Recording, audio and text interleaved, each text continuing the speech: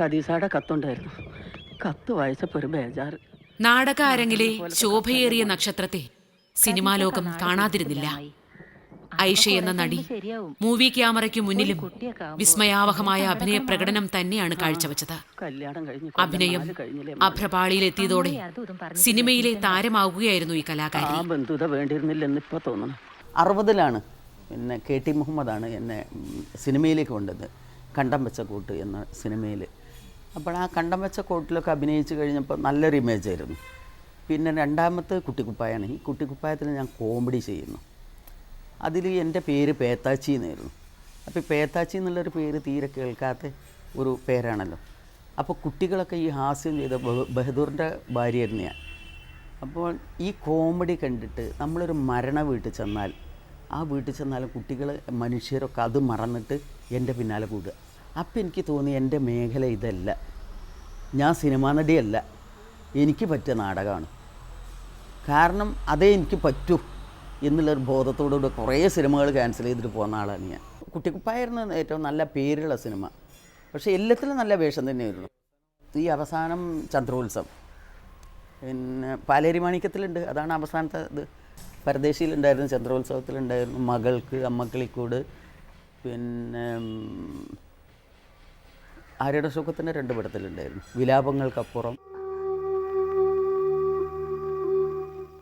സിനിമയോടൊപ്പം കൂടുതൽ കാലം നിൽക്കാനാകുമായിരുന്നിട്ടും ഐഷ തന്റെ ഇഷ്ടതട്ടകമായ നാടകരംഗത്തേക്ക് തന്നെ മടങ്ങുകയായിരുന്നു പിന്നീട്.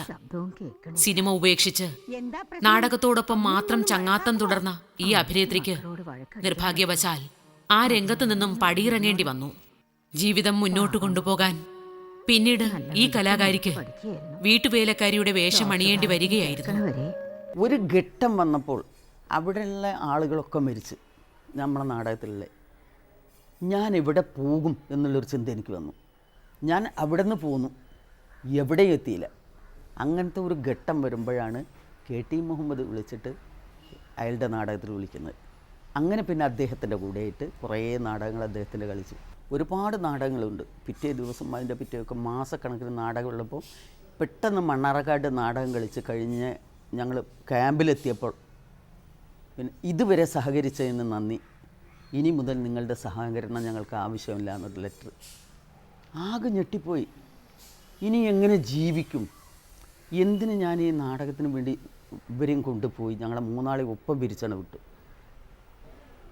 അവിടെ വെച്ചിട്ട് ഞങ്ങൾ ആകെ അപ്സെറ്റായി.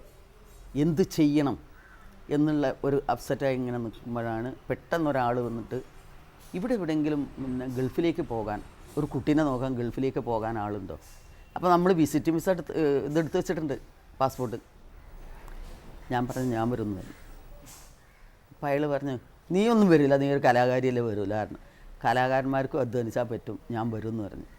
അങ്ങനെ അവനോട് പറഞ്ഞ് ഞാനൊരു വിസ സംഘടിപ്പിച്ചിട്ട് ഞാൻ ഗൾഫ് എന്ന മേഖലയിൽ പോയി. ഒരു ജോലിക്കാരിയായിട്ട്, ഒരു കുട്ടിയെ നോക്കാനുള്ള ജോലിക്കാരിയായി പോയി. അവിടെ ചെന്ന് 6 മാസം കഷ്ടപ്പെട്ടു. 6 മാസം നമുക്ക് ഭാഷ അറിയില്ല.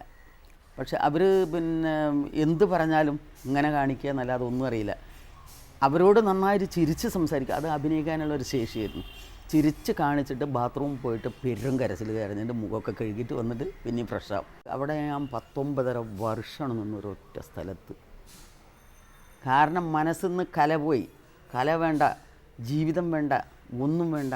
എനിക്ക് എൻ്റെ മക്കൾ, പെൺകുട്ടീൻ്റെ ഒരു മകളുടെ മകൾ, അവളെ കെട്ടിച്ചു കൊടുക്കാനുള്ള കാശെങ്കിലും ഉണ്ടാക്കണം എന്നുള്ള ആ ഒരു ബോധത്തിലേക്ക് ഇങ്ങനെ വന്നിട്ട് ഞാൻ അതിന് മാത്രം, എൻ്റെ കുട്ടികളെ മാത്രം ചിന്തിച്ചുകൊണ്ട് അങ്ങനെയാണ് ജീവിച്ചു. മകളെ കല്യാണം കഴിച്ചു കൊടുത്ത് അവൾക്ക് 3 മക്കളുണ്ടായി. ഇപ്പോൾ അവർക്കൊക്കെ മക്കളായി. അങ്ങനെ അങ്ങനെ അങ്ങോട്ട് പോയിട്ട് അവിടെ നിന്നിട്ട് പിന്നെ തിരിച്ചു വന്നു.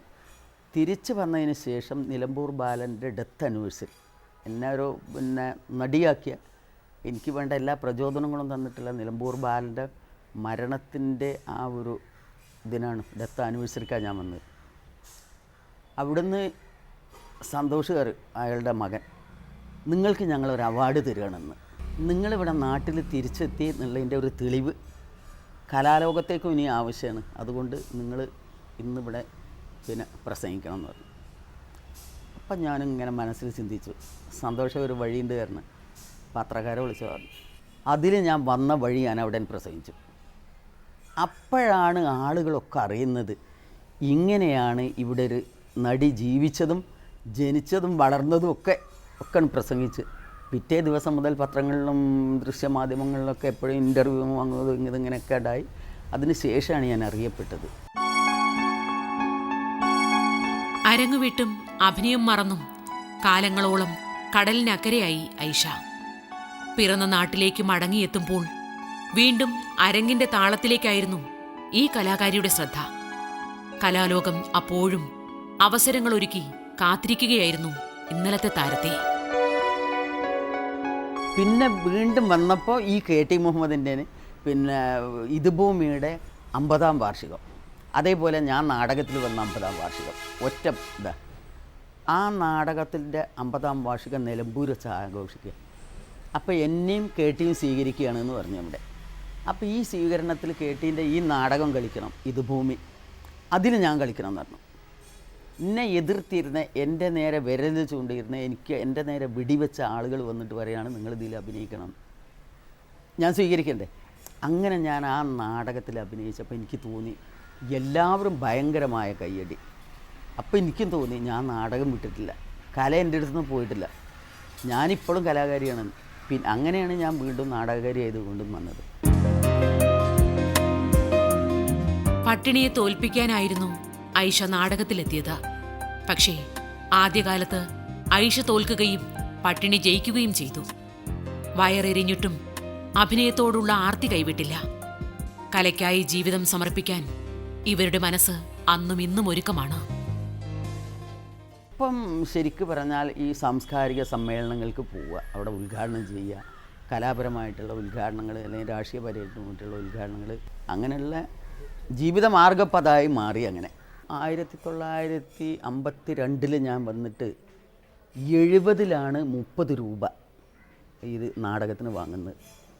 അതുവരെ ഫ്രീയാണ്. അതുവരെ നാടകം കളിക്കുക പടിഞ്ഞിടന്നുകൊണ്ട്. കാരണം നമ്മളെ മനസ്സിൽ ഇത് മാത്രമേ ഉള്ളൂ, ബോധവൽക്കരണം. ഇപ്പോഴും എൻ്റെ പ്രസംഗത്തിൽ ബോധവൽക്കരണമാണ്. സംതൃപ്തിയാണ് എനിക്ക് ദുഃഖങ്ങളില്ല ഇതിൽ. അത് ഞാൻ ചെയ്യേണ്ടതായിരുന്നു എന്ന് തന്നെയാണ് ഞാൻ ഇപ്പോഴും ചിന്തിക്കുന്നത്.